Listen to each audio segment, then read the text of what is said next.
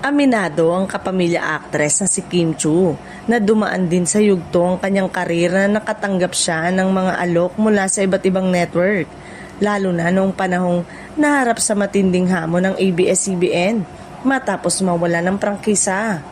Gayunpaman, sa kabila ng mga oportunidad na yon, pinili pa rin ni Kim na manatili at magtiwala sa kanyang home network. Sa isang panayam, ibinahagi ni Kim Chu na hindi naging madali ang desisyon na yon dahil tulad ng maraming artista, kailangan din niyang isaalang-alang ang kanyang kinabukasan ngunit mas naging nanaig ang kanyang utang na loob at malasakit sa ABS-CBN na aniyay naging sandigan niya mula pa sa simula ng kanyang showbiz journey matapos manalo sa PBB.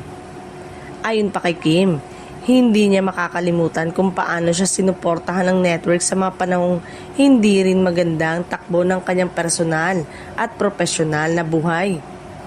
Para sa aktres, higit pa sa trabaho ang relasyon niya sa ABS-CBN. Isa itong pamilya na nananatili sa kanya kahit sa pinakamahirap na panahon.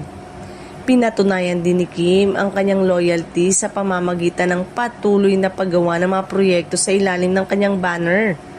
Kabilang na ang mga teleserye, pelikula at digital project na patuloy na tinatangkilik ng publiko.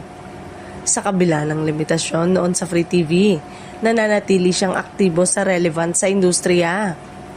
Sa ngayon, masaya at kontento si Kim Chu sa kanyang desisyon.